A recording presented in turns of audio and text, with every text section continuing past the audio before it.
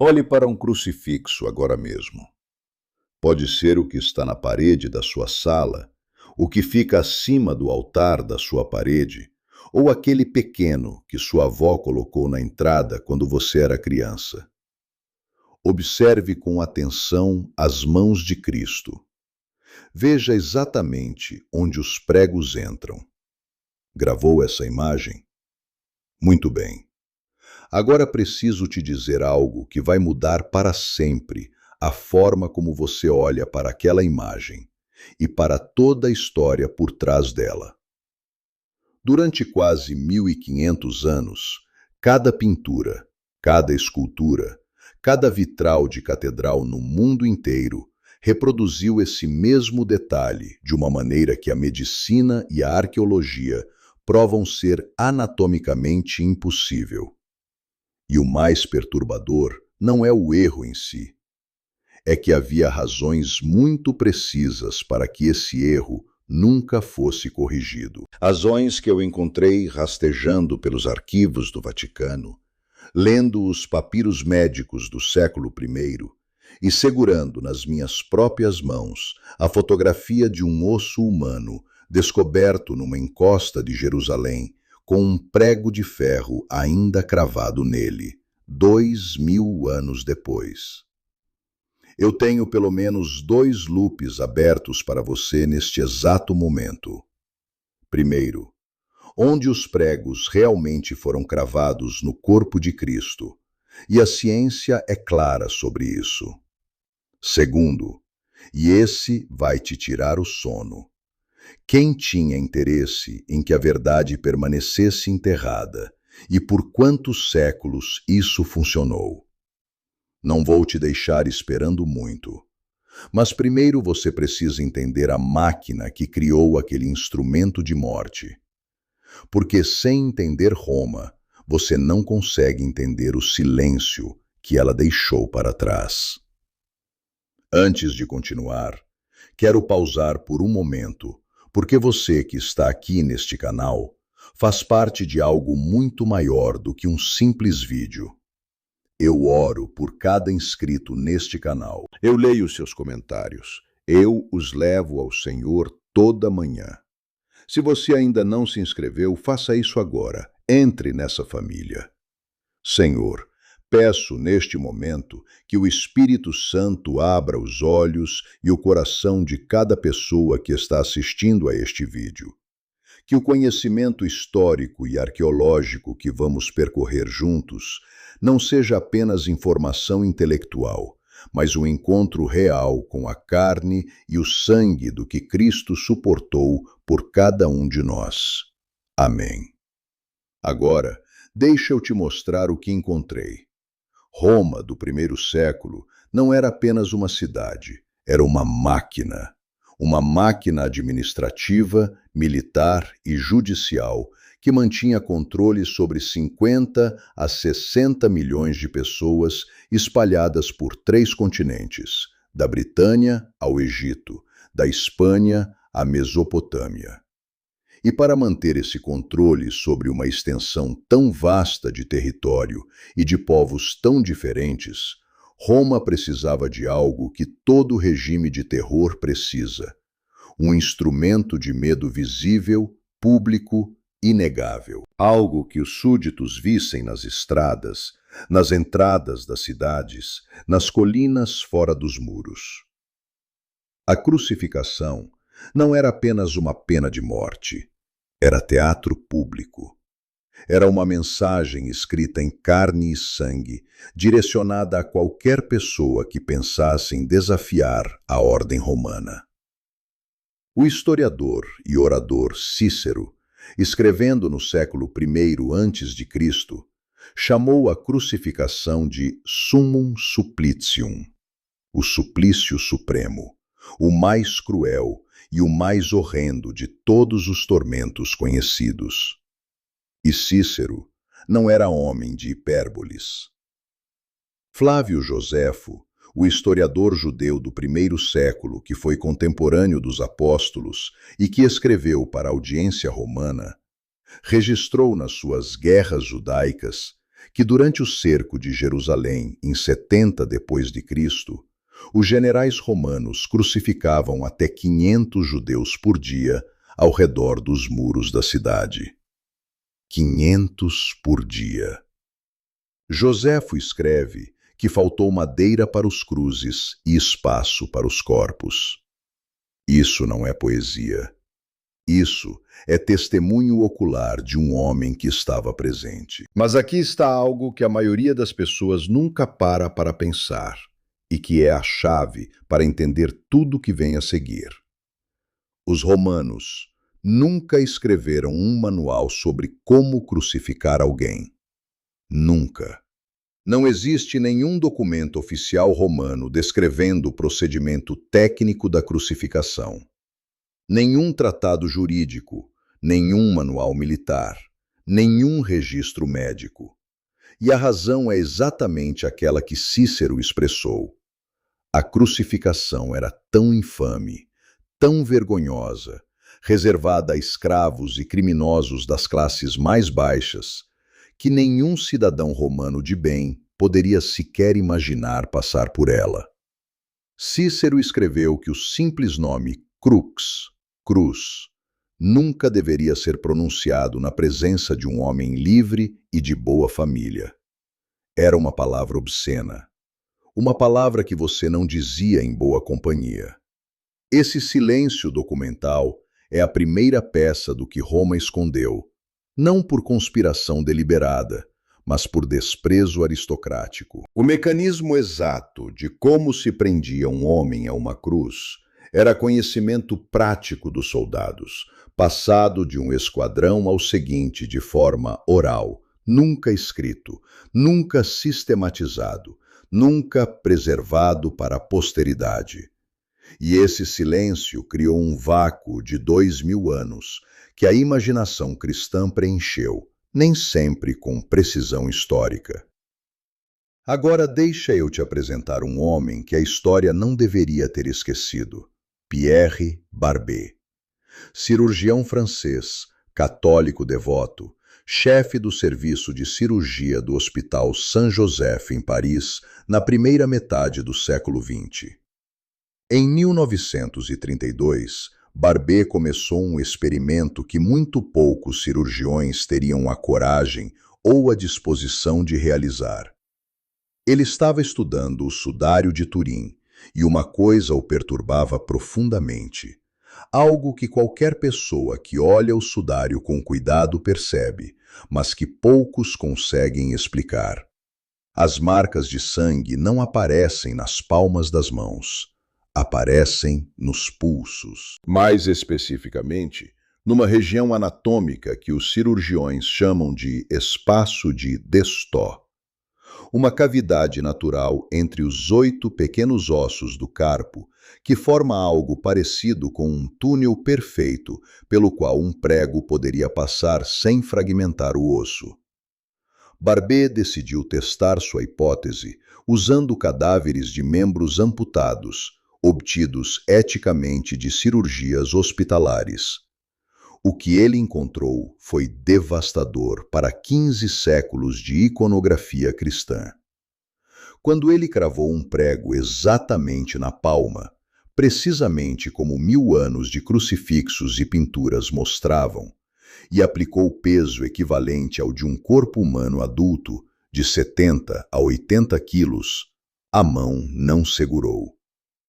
O prego atravessou os tecidos moles entre os ossos metacarpos em menos de 10 minutos, rasgando os ligamentos e a pele como papel molhado. Uma palma humana simplesmente não suporta o peso de um corpo. Anatomicamente, é impossível. Mas quando ele cravou o mesmo prego no espaço de Destot, no pulso, algo completamente diferente aconteceu. O osso segurou. A estrutura óssea do carpo distribuiu a carga de forma eficiente. O prego não se moveu. E então, e isso é onde Barbet teve a percepção que o marcaria para sempre, o prego tocou o nervo mediano que passa exatamente por aquela região, e imediatamente, de forma reflexa, O polegar dobrou para dentro, colapsando sobre a palma, como se a mão testemunhasse mecanicamente o próprio trauma. Pense nisso por um instante. O sudário de Turim não mostra polegares. Em toda a extensão da imagem daquele corpo envolto no lençol, os polegares simplesmente não aparecem. Por décadas, isso foi considerado um mistério iconográfico sem explicação. Talvez uma limitação da técnica de produção da imagem, talvez um acidente. A resposta de Barbet transformou esse mistério numa confirmação médica de precisão cirúrgica. Se os pregos foram cravados no espaço de Destaux, os polegares necessariamente dobraram para dentro. E o sudário mostra exatamente isso. Uma coisa me faz parar aqui, porque esse tipo de descoberta, onde a ciência e a fé se abraçam numa verdade que nenhuma das duas poderia alcançar sozinha, é exatamente o que me levanta às 5 da manhã com vontade de estudar. E eu preciso te contar algo que não compartilhei muito publicamente neste canal. Há alguns anos, comecei a usar um aplicativo no meu celular que se tornou parte absolutamente indispensável da minha rotina matinal. Antes do café, antes da oração do ofício divino, antes de qualquer outra coisa, eu abro aquele aplicativo. Ele me conduz pelos textos sagrados, pelas conexões históricas e arqueológicas, pelas camadas de significado que fazem exatamente o que estamos fazendo juntos agora. Transformar conhecimento em oração. Transformar informação em encontro. Não é leitura, é o que eu chamaria de um encontro diário com as Escrituras, de uma profundidade que eu não conseguia manter sozinho, por mais livros que eu tivesse na prateleira. Mudou a forma como celebro a missa, como escrevo, como rezo, completamente. Deixei o link nos comentários fixados. Olha lá depois que o vídeo terminar. Mas agora, preciso te levar para uma colina a 2 quilômetros dos muros de Jerusalém, numa sexta-feira de abril do ano 33 da nossa era. Fecha os olhos por um segundo. O nome daquele lugar era Gulgulta, em aramaico, Gulgalta, que significa literalmente o crânio. Em latim, Calvária, que a tradição portuguesa transformou em Calvário. Era uma elevação de calcário branco fora dos muros da Cidade Velha, provavelmente usada como local de execução pública há pelo menos uma geração. Imagine o cheiro daquele lugar. Madeira velha apodrecida sob o sol de primavera. Poeira de calcário fino que colava na garganta. O odor pesado de sangue velho no solo empedrado de onde nenhuma chuva conseguia lavar completamente. E sobre tudo isso, o cheiro de suor de uma multidão que havia se reunido para assistir. Porque a crucificação romana era espetáculo. Não se escondia, se expunha. O calcário naquela manhã ainda guardava o frio da noite anterior, mas o sol de Nissan, o primeiro mês do calendário hebreu, já subia forte e seco. Era quase a 3ª hora, o que no calendário romano corresponde ao que chamamos de 9 horas da manhã. Pensa comigo no que esse homem havia suportado nas últimas 12 horas antes de chegar ali. No Getsêmani, horas antes, os evangelhos registram que ele suava. Mas o evangelista Lucas, médico de formação, usa um termo clínico específico. O suor dele era como gotas de sangue. Isso corresponde a um fenômeno médico documentado chamado hematidrose, do grego haima, sangue, e hidros, suor, onde, sob estresse psicológico extremo, os capilares sanguíneos que alimentam as glândulas sudoríparas rompem e sangue literalmente se mistura ao suor.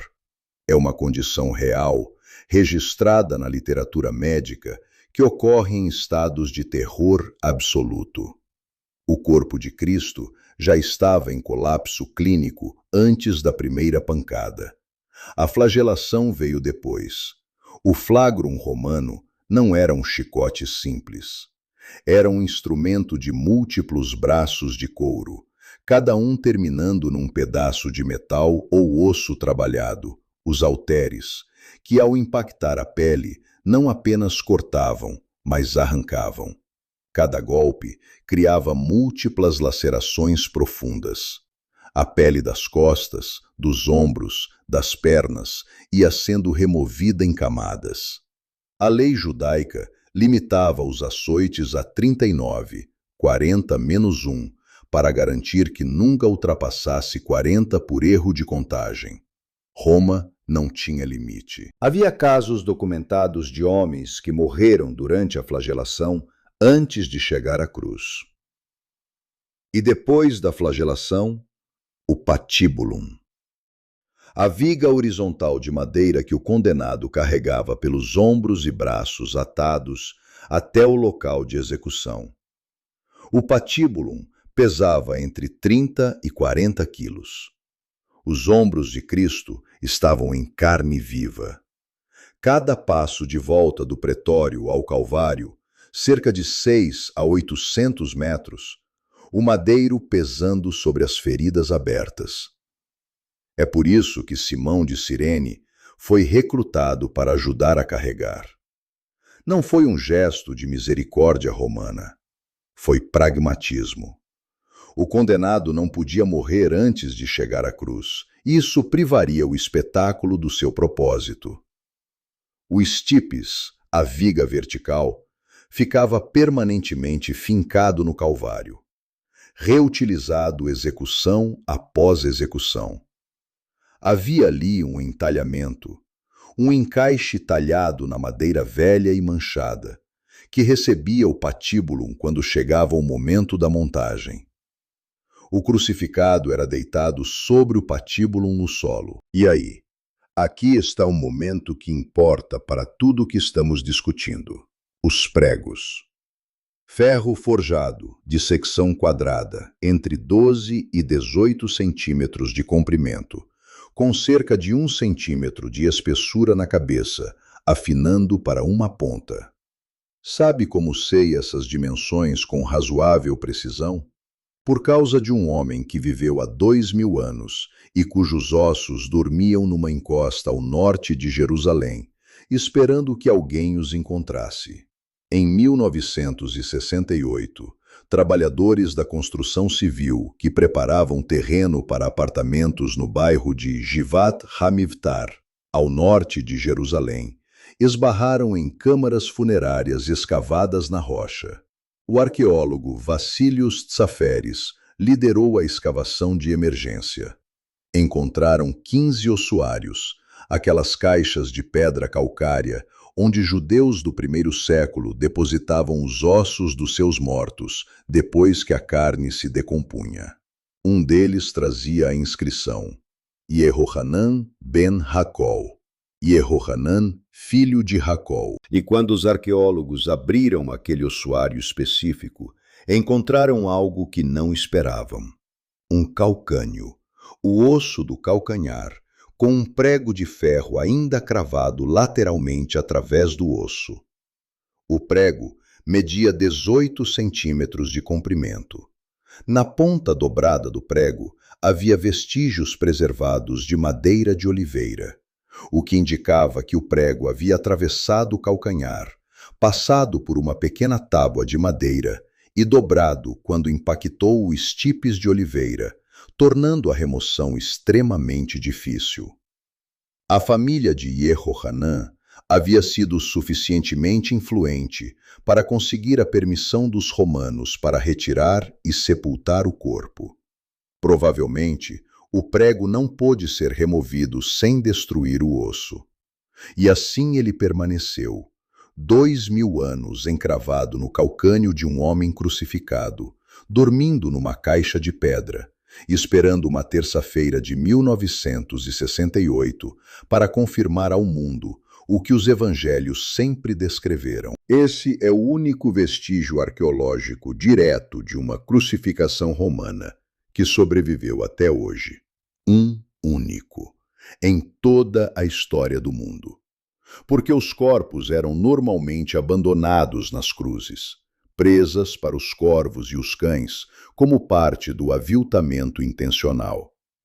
Que esse tenha sobrevivido é quase milagroso. Agora voltemos à pergunta que nunca foi completamente fechada. Onde exatamente foram os pregos nas mãos de Cristo? Barbé defendia o espaço de Destô, no pulso. Décadas depois, um segundo pesquisador entrou em campo com uma metodologia completamente diferente. Frederick Zugibe foi médico legista-chefe do condado de Rockland, em Nova York, e dedicou 30 anos à pesquisa forense da crucificação. Zugibe discordava de Barbé num ponto específico. Baseado em experimentos com voluntários vivos, sim, voluntários que consentiram em serem suspensos em posição cruciforme, com os braços amarrados, não pregados. Zugibe concluiu que o prego provavelmente entrou numa região ligeiramente diferente, entre os ossos do rádio e da una, no antebraço distal, logo acima do pulso. Ele argumentava que a posição dos braços na cruz também era diferente do que a arte cristã retrata. Não horizontais, não para baixo como num crucifixo convencional, mas num ângulo de 60 a 70 graus acima da horizontal. E esse ângulo, Zugibe demonstrou, é o que ativa o mecanismo de asfixia que realmente matava o crucificado. Quando o corpo pende pelos braços naquele ângulo específico, os músculos intercostais, os músculos entre as costelas que controlam a respiração, ficam travados em posição de inspiração.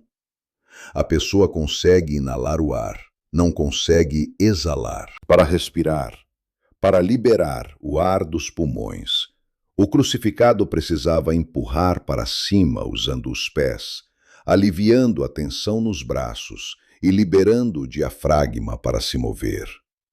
Empurrar para cima, com pés cravados na madeira, por horas, às vezes por dias. A morte era um processo lento, ativo, exaustivo. Não uma morte sofrida passivamente, mas uma batalha contínua pelo próximo sopro de ar, até que as forças acabassem e a asfixia vencesse. Por isso, os soldados quebravam as pernas dos condenados quando queriam apressar a morte. O procedimento, que em latim se chamava crurifragium. Sem poder empurrar, sem poder exalar, a morte vinha em minutos. No Evangelho de João, capítulo 19, versículo 32, lemos que os soldados quebraram as pernas dos 2 homens crucificados ao lado de Jesus. Chegaram a ele, mas ele já havia morrido. Para ter certeza, um soldado, procedimento padrão romano para certificação de morte, perfurou o lado com uma lança. E João 19, 34 registra algo que quem estava ali não poderia inventar. Saiu sangue e água. Dr. Alexander Metterow, pesquisando para o Journal of the American Medical Association em 1986, analisou essa descrição clinicamente. A conclusão: a lança provavelmente perfurou o pericárdio, o saco membranoso que envolve o coração, que se havia enchido de fluido seroso em decorrência do trauma cardiovascular, e em seguida o ventrículo direito do coração. Fluido pericárdico claro saindo primeiro, sangue escuro saindo depois. João escreveu exatamente o que viu, sem entender o que estava descrevendo. A medicina forense do século XX confirmou que essa observação é anatomicamente precisa para um homem que morreu exatamente da forma que os evangelhos descrevem. Quero pausar aqui por um momento. Porque sei que alguém está assistindo agora que está carregando algo que palavras mal conseguem descrever. Uma dor que ninguém ao seu redor consegue ver completamente. Uma situação que parece não ter saída. Uma oração que você tem rezado em silêncio e que parece não estar chegando a lugar nenhum. O homem cujo sofrimento estamos descrevendo aqui, com toda a precisão médica e arqueológica que acumulamos, esse homem também gritou para o céu sem resposta. Eloi, Eloi, lama sabachthani. Deus meu, por que me abandonaste? Ele não disse isso como teologia. Ele disse como alguém que estava sentindo exatamente aquilo. Escreve nos comentários o que está no seu coração agora. Pode ser uma palavra, pode ser uma frase. Eu leio cada comentário neste canal e essa comunidade ora uns pelos outros. Você não está sozinho nessa. Agora deixa eu fechar os 2 loops que abri lá no começo. Onde foram os pregos? Já estabelecemos isso com razoável precisão científica. No pulso ou no antebraço distal, não na palma. Mas a segunda questão é mais complexa e mais fascinante. Por que a arte cristã nunca representou isso corretamente? Por que Roma, a Roma cristã, a Roma papal, nunca corrigiu esse detalhe? Quando o imperador Constantino se converteu ao cristianismo e promulgou o Édito de Milão em 313, legalizando a fé, e depois, em 337, aboliu a crucificação como pena de morte em todo o império, o que foi um dos primeiros atos legislativos da era cristã, aconteceu algo que a maioria das pessoas não percebe. Quando a crucificação foi abolida, o conhecimento prático de como ela era executada começou a desaparecer junto com ela. Os soldados veteranos que sabiam os procedimentos foram morrendo. A nova geração de cristãos que finalmente, depois de 300 anos de perseguição, podia representar a crucificação em arte, não tinha mais acesso a nenhuma testemunha viva do procedimento. Não tinham manual, não tinham documentação romana, tinham apenas o texto grego do Novo Testamento. E no texto grego, a palavra usada para mãos de Cristo é sheir, em grego, rir. João 20, 25. Quando Tomé diz que precisa ver a marca dos pregos nas suas mãos, usa exatamente sheir. Mas sheir, em grego antigo, não significa exclusivamente o que nós, em português, chamamos de mão. Sheir designava toda a extensão do membro, desde a ponta dos dedos até o pulso, e em uso mais amplo, podia abranger o antebraço distal como parte funcional do mesmo complexo anatômico. O que é crucial entender.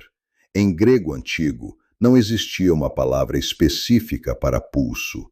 O pulso era descrito como acra sheir, literalmente a extremidade da mão. Mas isso era uma construção descritiva, não um termo anatômico preciso. Quando João escreveu sheir, ele estava usando o único vocabulário disponível para descrever uma região que hoje distinguimos claramente como pulso ou antebraço. Os artistas dos séculos IV e V em diante leram mãos e pintaram palmas. E assim nasceu um equívoco que se calcificou em 15 séculos de iconografia cristã. Mas há uma segunda camada nessa história, e essa é a que ninguém fala.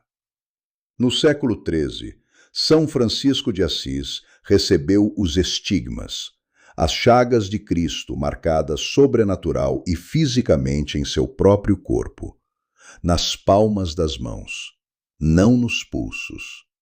Depois de Francisco, Santa Catarina de Siena. Depois dela, Santa Gemma Galgani. No século XX, Padre Pio de Pietrelcina, canonizado por João Paulo II em 2002. Cada um desses casos foi investigado pela Igreja Católica, com o rigor que ela aplica às causas de canonização. Décadas de exame, depoimentos de testemunhas, documentação médica.